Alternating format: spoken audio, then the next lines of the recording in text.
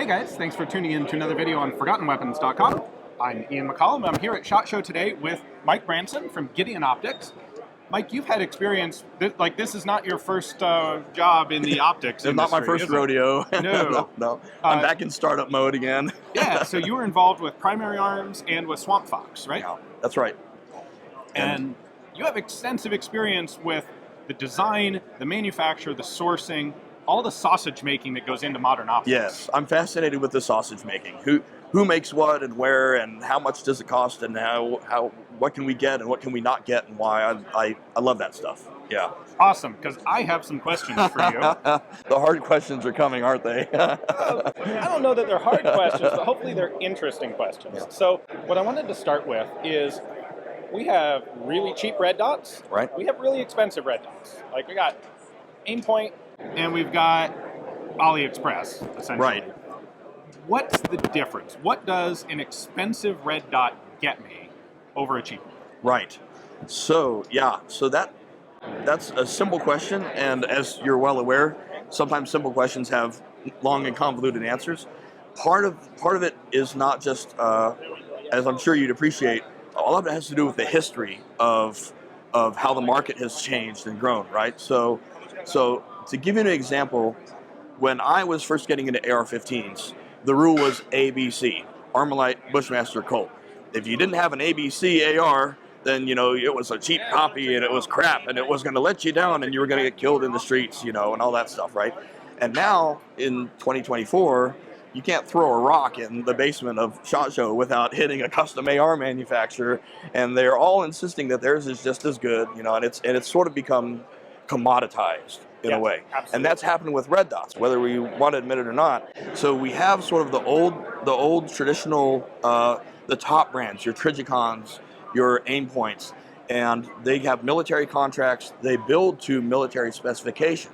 So those companies, Trigicon has just started with this latest generation, I think, started to really listen to the civilian market and say we can do stuff that civilians want. In the past, it was always a military RFP. If it was in the military request for procurement, they would do it. If it wasn't, they wouldn't do it. And if you were crazy enough to spend $700 on it as a civilian, fine, they'll take your money. But they weren't civilian market driven, right? Okay. But their stuff was the best, and arguably still is the best stuff. It's not just about quality of manufacture and quality of parts, although it can be. Okay. But at a certain level, 7075 aluminum is 7075 aluminum, and a Type 3 hard coat anodized finish is Type 3 hard coat. And Trigicon and Aimpoint don't have a lock on where to get that done. They don't own those processes. So if you can get that done somewhere else, you have a very comparable product, right? A lot of it has to do with country of origin. Our stuff is made in China. It's super affordable because it's made in China. If we made these same things here, it'd be really prohibitively expensive. And I wish that wasn't the case, but it is. So country of origin has to do with some of it too.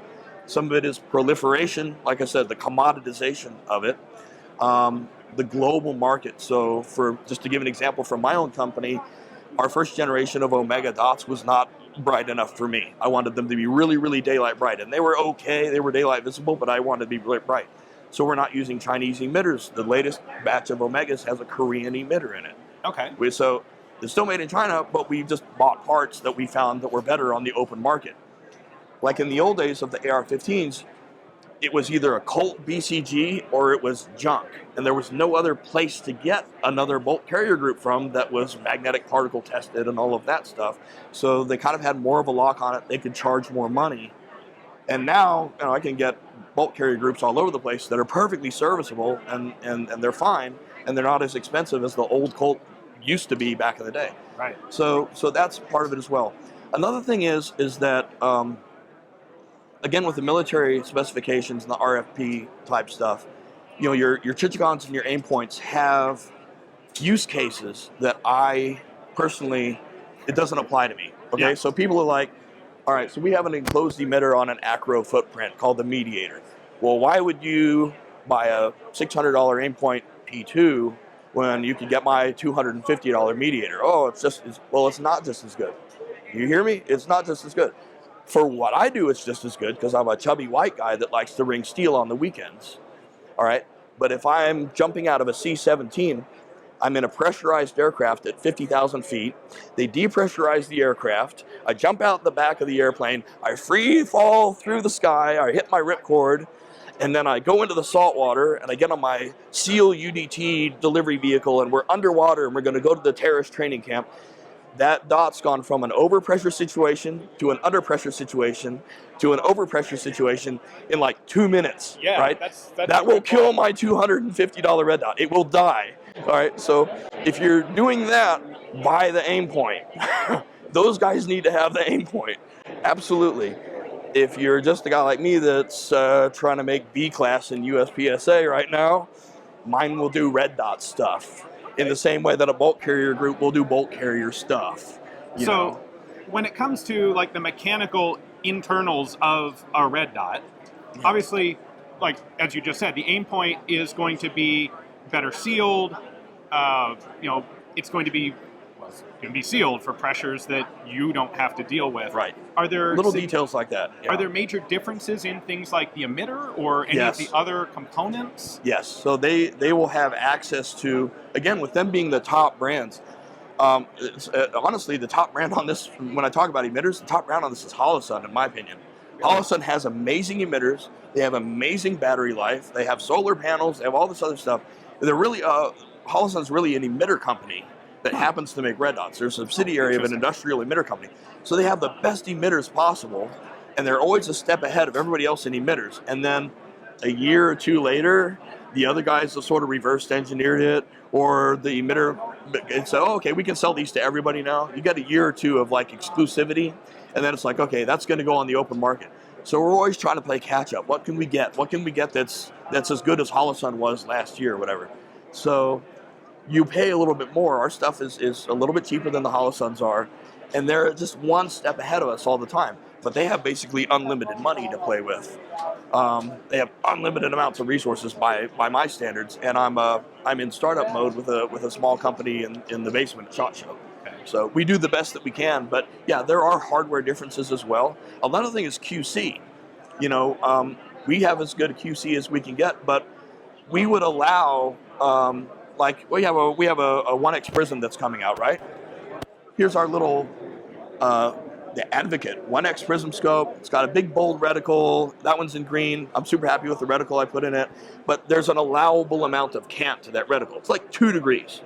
So anything from 0 to 2 degrees, well, the customer's they probably won't notice. If they do, oh my gosh, mine's tilted a little bit to the right by 2 degrees, fine, we'll send you another one. No big deal. Aimpoint would never do that. If they make 100 optics and 15 of them have a 1 degree cant, those 15 go in the trash. And then there's 85 left that they're going to sell to everybody, whatever. So their quality control is better, but you pay for, you're not just buying your aim point, you're buying all the parts they threw away when they weren't perfect. So if you want to pay for perfection, you can. If you're not the guy who cares if your optics canted by 1 degree, you can save a lot of money, and it still does prism stuff. Right. Yeah. So if you were to, and maybe, I don't know if this is a question you can answer, but if you were to look at some of the top brands and some of the less expensive brands, how much of the price difference is actual quality control because we're throwing away scrap, is higher quality parts that cost them more, processes that cost more, versus we are a known brand, so we can put a premium price, and you're going to pay $200, like $250 versus $600. How much of that $600 is the name on the side? Right. How much of it is, if you want Jordans, you got to buy them from Nike for $150. But if you're okay with the Shaquille O'Neal shoes, you can get them at Walmart. Right. Exactly. I don't know the answer to that. It'd be really interesting to see, but I would have to know what their books look like, and they aren't showing that to me. But I would have to know internally what their costs are and what their margins are, and I have no idea. Of course, they're not going to show me any of that, but it's fun to guess, isn't it? From what you're saying, though, it sounds like there are significant, legitimate, absolutely, cost, differences that involve higher costs. Yes, and you are absolutely, maybe you're paying a little bit of a premium, but you are getting a better product. The question being, of course, do you need a better product? Right. I tell people, and it's funny because sometimes like the YouTube influencer guy, they're stunned because they come in here and they beat their chest and they say, tell me why yours is just as good. And I'm like, no, it's not. And then they're sort of like, what? And they're like, no, Trichicon is awesome. Aimpoint is awesome. Holosun is awesome. Buy all of those that you want. If you want to buy $600 or $700 optic for your Glock, buy 10 of them if you can. They're great. If you get tired of spending that kind of money, you'll find that my $220 red dot does red dot things pretty well. And it's got a good warranty. And if you have a problem, you'll talk to an actual American who will send you another one and it'll be okay. You know, but if you've got the money and you just want to have the best of everything, I'm not going to tell somebody not to do that. Go for it. Yeah. Awesome. And if they do want to save some money, Gideon? GideonOptics.com.